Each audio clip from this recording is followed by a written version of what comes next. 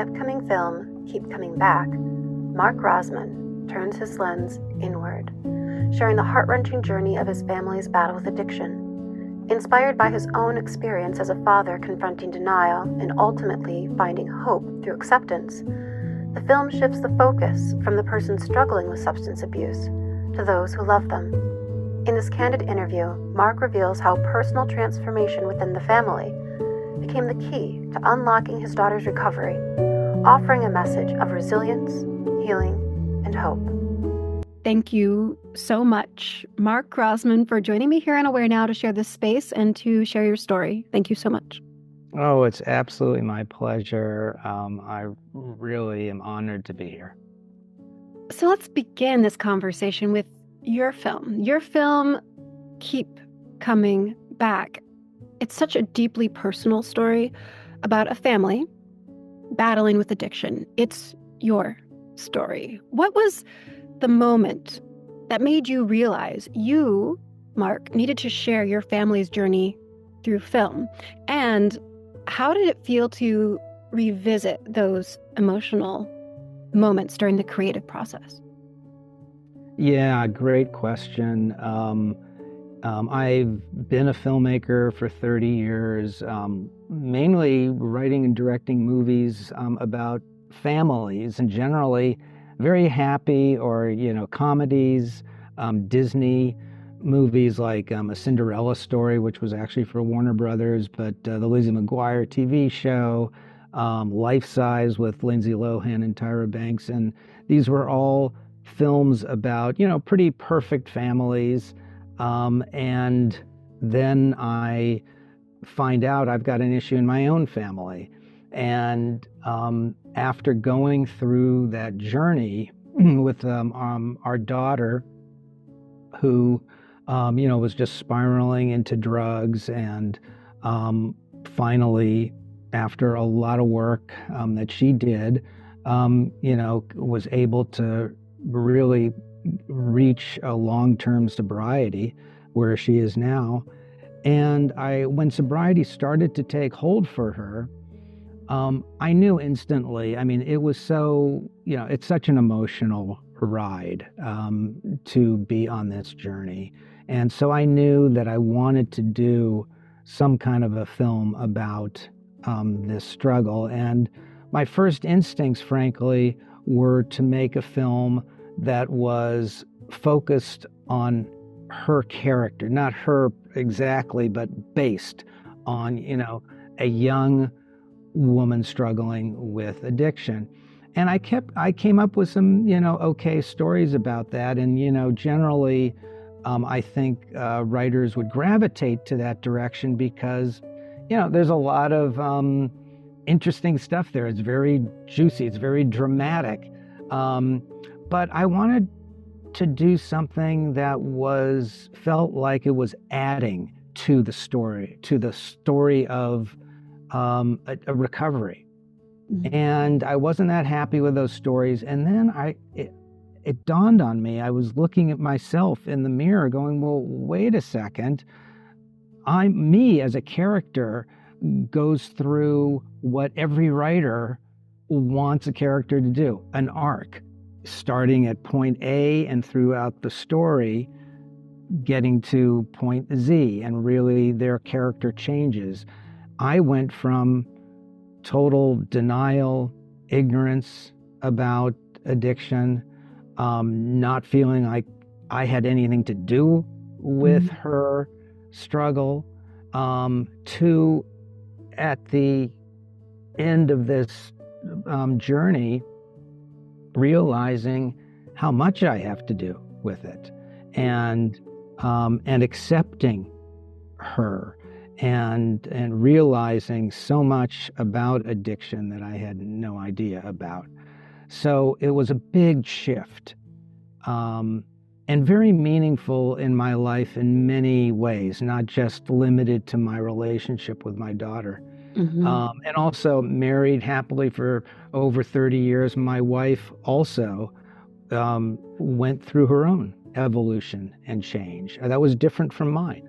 Mm-hmm. And once I realized that, I said, this is the movie.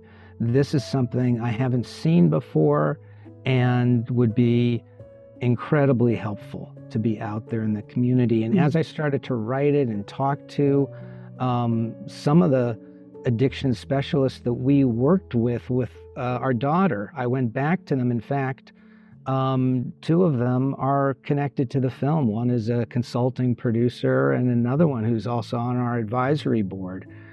Two key people, Sam Dresser and Garth Lemaster, who just are, incredible people who helped us and our daughter so much and guided us through this journey.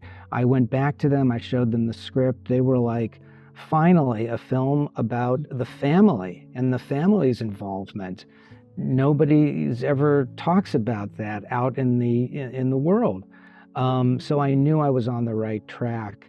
And I started to write that and spent, probably about a year and a half, 2 years writing draft after draft till I was really happy with it. And now, we're moving towards getting this film launched, which is very exciting. Absolutely. Now, I think you had a second part to that question. Could you hit me with that one more time? For sure. And that was, how did it feel to revisit those emotional moments? Because it's one thing to be on this journey and then to go through and to get through those moments, but to go back to them. What was that like? Yeah, as a writer, we often do that. We go back to certain events in our life. So I was kind of used to that part of the process. But what was new for me is, nothing has shaken me to the core like this has. And so it was going back and thinking about how it really felt in the beginning and how it felt the week after the beginning and the month after the beginning and at every stage really of the journey. For the movie, it's condensed because it's a movie and it needs to have a shape to it, and it all really takes place in a very quick period. But at the end of the movie, it's not like everything is cured, but it is hopeful at the end. So it was a process of really revisiting all those moments, and some were, very hard to look at, and some were funny to look at. I remember some funny times, and this movie does have some humor in it, which is also a bit fresh and unique for most films that are addiction related. They tend to be, dark. And this one certainly is dramatic and powerful, but it also has some humor in it, which I'm proud of getting that in there. And it was just, kind of learning it all over again. And it's also been a process of meeting so many people, especially now in this phase that I'm at, where I've got the script and I'm sending it to people, getting people's reactions, talking about it to people, hearing so much, whenever you start to open the door and be vulnerable and talk about something you went through, especially addiction related, often I hear from somebody else who's got this kind of a struggle happening in their life. So that's opened up relationships and brought them into different levels of intimacy with other people. So it's really, it's been that combination of discovery, of reliving those emotions, of looking back and seeing those events with now a different light, looking at it with some distance and some knowledge of where these things all led us to, with an appreciation. I mean, people often say when they're in a place like me where we have hope and we have some really positive things going on in our lives, in our daughter's life, we say, listen, I wouldn't wish this on anyone, but we got so much out of it, so there's also now a lot of gratitude that I have for the journey that we went through. how Mm-hmm. much it's changed me in many, many positive ways. That's so beautiful. Um, so I guess next I would say, as someone who has directed successful comedies, family films, let's talk about subject matter, right? So, how did stepping into the emotional territory of addiction, of recovery, how did that stretch you as a storyteller and then as a person? Yeah, wow. Another really, really good question. Um, it was a big leap for me. My whole career, I was involved with films that were, considered what you would call mass entertainment. Um, some might call them fluffy or, just silly or just fun, which, by the way, I think is great. I mean, I think there's always room for fluffy, silly, fun movies. So I was very proud to do all of them. But they weren't about me and they weren't really about my struggles and they weren't personal. So it was a huge shift for me. First of all, feeling just insecure. Can I really write this story that's, very real, very authentic, and very dramatic and very emotional? All those things I never had really worked on as a writer. My scripts were not that way. And so it was scary. And it was scary to be vulnerable, to really show, parts of my life, even though this is based on, kind of inspired by the character's not me. The daughter is not my daughter. But of course, a lot of things that those characters go through in the script, we did go through. But still, it's, I had to just be able to open up that vulnerability and be able to share that. And it's been such a great shift for me, to feel like, hey, I could actually pull it off, because a lot of people have really responded positively to the script. But that also, as I'm on the journey of now trying to launch the movie, I'm constantly reminded of this being not just a movie that's going to get made and maybe be entertaining. It is going to shift people's lives. And I was really honored to be selected to give a lead-off keynote address at a big conference in Phoenix. There were over 300 parents there. It was sponsored by a great group called PAL, P-A-L, Parents of Addicted Loved Ones. So everyone there is going through this, and they wanted me to give this lead-off keynote address. And, the audience was really moved by my story and the story of the film. And then afterwards, the amount of people that came up to me one by one, wanting to take a selfie with me, wanting to tell me their story, some in tears about, just, hoping that their loved one has the kind of success that my daughter is having. And it really reminded me, this isn't just another movie. This is something that is going to heal people. And I say that with a lot of humility, and I hope that it heals people.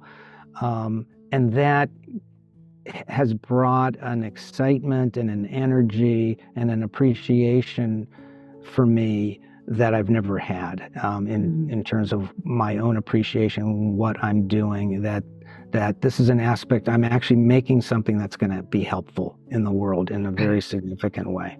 Right, absolutely. So let's talk about specifically about addiction, because addiction often isolates families in their pain. What is it that you hope viewers who may be in a similar situation as those parents that you just mentioned in that crowd, what is it that you hope they take away from Keep Coming Back? Not only about their loved one's recovery, but about their own healing journey. Yeah, I'd say the number one thing that I hope parents take away from this, or really anyone caring for someone struggling with a substance use disorder, is get help, and help in terms of support and finding others, find a community. For us, there were two great communities for my wife and I. One was a parent support group that was run out of one of the treatment centers my daughter had gone to, and in LA where we live, and this was pre-pandemic, so we were going in person, which was fantastic, and we became such a tight-knit group, this group of parents. We would socialize together. Before every meeting was a weekly meeting. We would get together and have dinner beforehand or afterwards. And we could always reach out to each other. And it was a group of like 25 people. And it was wonderful. And it gave us so much support. And the other group was Al-Anon. Both my wife and I went to Al-Anon meetings. And we both found so much help with that as well.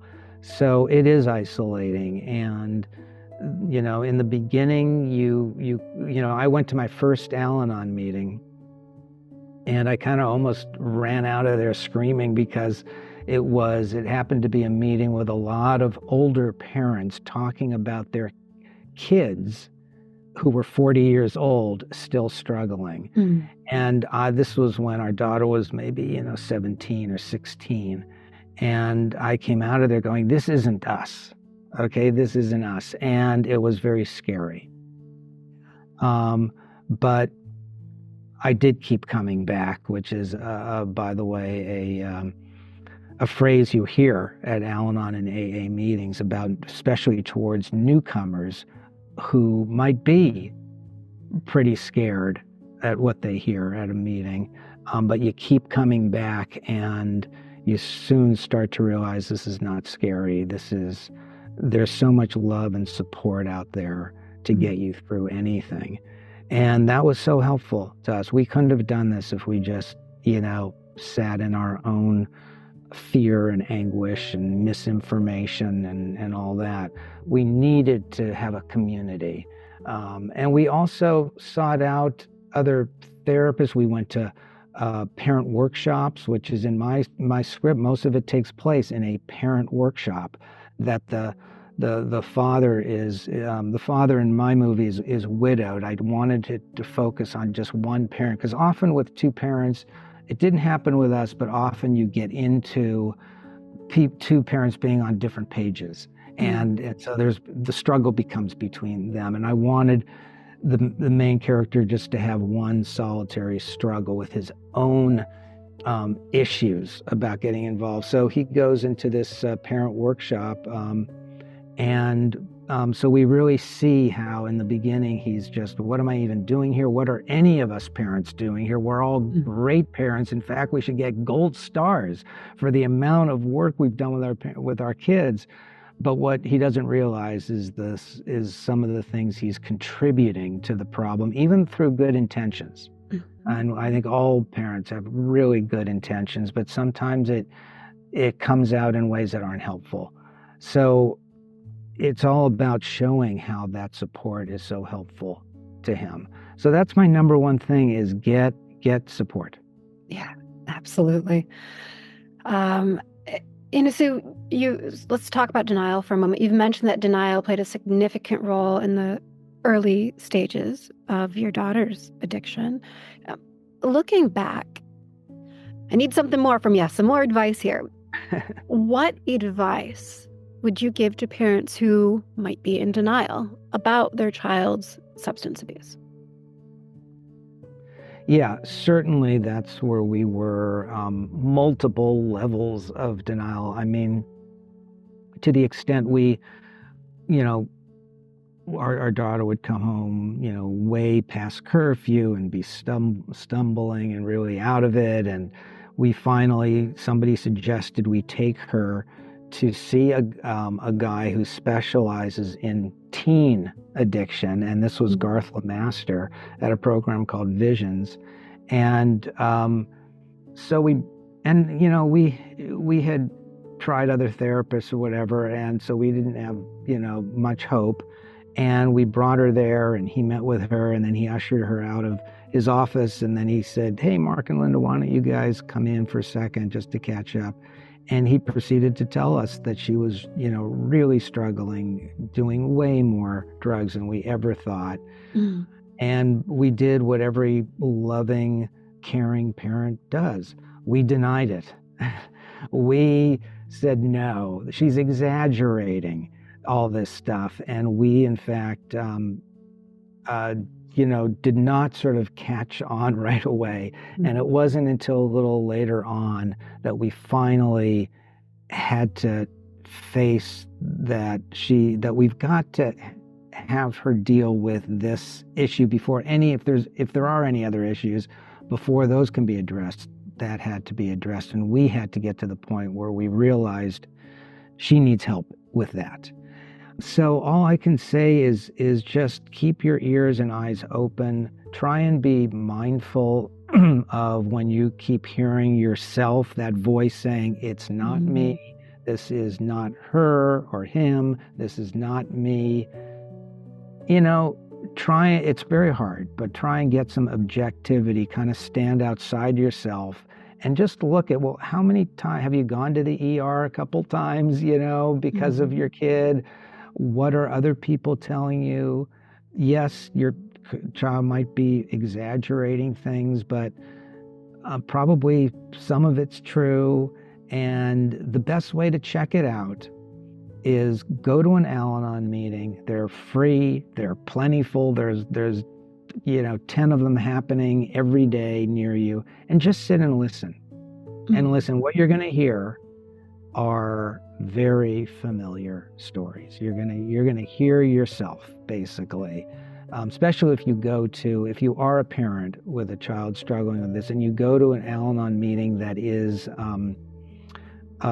parent oriented, and they have different Al-Anon meetings. My wife liked the ones that were not just parent, they were kind of general, so they were dealing with any people who had anyone in their family. It could be a parent, it could be a sibling, it could be a wife or a husband, not necessarily a child. And by the way, those meetings tend to have, the people who go to them tend to have longer years of recovery, which is why my wife liked to go to those, because they have a lot of wisdom and knowledge about recovery. Whereas the ones that are parent focused tend to be people who are early in their journey. And so there is a lot of tears and what do we do? And we have no idea what's going on. But why I'm suggesting to go to a parent Al-Anon meeting is not to scare you, but to hear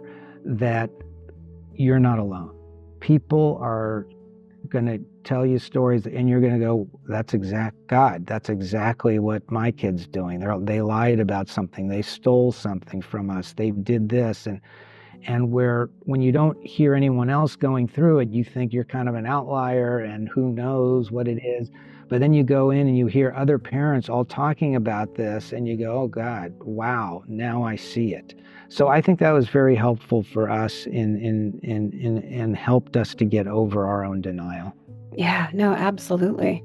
So let's talk. Let's conclude this way. With your daughter. Your daughter is now thriving after many years of sobriety. How does seeing her success today influence the message you want to convey to families that are still in the midst of their own battle with addiction? Yeah, I mean, we are so blessed. She just got married about 5 weeks ago. Great guy. The two of them are great together. They wrote their own vows, and they were so moving. And yeah, she is thriving. She's working. She's happy. I mean, that's really the bottom line. And we have to, as parents, it's very hard sometimes to let go of certain expectations. Yeah, she's going to go to Yale. She's then going to go to graduate school and do this, and then she's going to be the CEO. We have all these like big expectations. And one of the biggest things I learned going through this is she's going to do her thing. And the bottom line for me as a parent is I want her to be happy. If she's happy, I don't care what she's doing. If she's happy, that is the key. And she is. She's really happy. And it just, it makes me feel, filled with gratitude, really. And certainly, my wife and I don't take all the credit. I think we take a little bit of credit. We did our work, and this therapist, Garth, who was the first one to see her, would always say, parents have to take care of their side of the street. Once we take care of our side of the street, meaning we look at our own behavior and we see what maybe needs adjusting, which I certainly had some things I needed to change. Like, for instance, setting boundaries. I was terrible at them. And that can open up the space for recovery. So, I see her successful because she put in the work.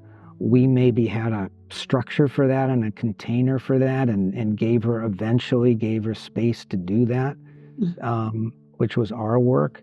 But then also there is, there's something that, and Al-Anon teaches you. It's we are so happy for today. We don't know what tomorrow's going to bring. If something were to change for her, I feel at peace that she'll handle it. And that's maybe the biggest part of what I got out of all this, is that she'll figure it out. She'll handle it. She's got the tools.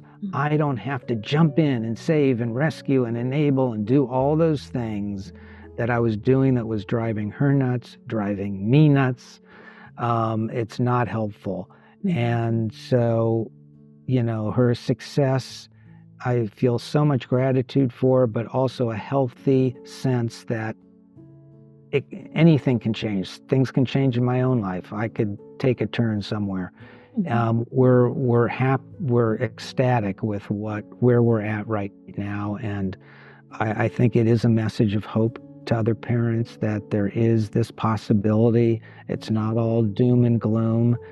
And frankly, even if your loved one continues to struggle, there is a lot of hope that you can find the serenity that I think I have found, where I feel that she can do her thing, and that doesn't necessarily mean I need to be sucked into it.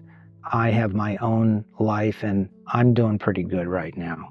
And that's what Al-Anon also teaches you. They say in Al-Anon, you're coming not because of them, or not about focusing on them. You're coming to talk about you. Yeah. How are you doing? And that's really is the focus of Al-Anon. And there's a lot of benefit to that. And so that's kind of how I look at her success right now. And, you said that all very important word, hope, just to show that this is a hopeful outcome. This is a possible outcome. I think oftentimes we just need to know that it's possible. Yeah. So your film will go a long way to teach, to show people that, and to give them that hope that they need to hang on to continue to try, to continue to hope, because it is possible. So thank you so much for sharing this space, sharing your story, for making this incredible film that will, again, give hope to so many. Thank you for helping all of us become a bit more aware now. Thank you. Thank you. Oh, I love that. AwareNow. Yeah. Thank you. Thank you for what you're doing. And just so that your listeners know, we are looking for support. Unfortunately, these nice little drama movies are not funded by the big studios or by the streamers. They have to raise their money independently, and we're halfway there. We've raised close to $1 million. It's the $2 million budget. We have investors, and we also have a lot of donors who can deduct this as well. They are charity deductions. So if anybody's interested, we have a crowdfund campaign going on. We'd love to get your support. Yeah, we'll definitely have those links available so that people can chip in and be part of the success that this story is and will be. So thank you so much, Mark. Thank you. Love talking to you. Same.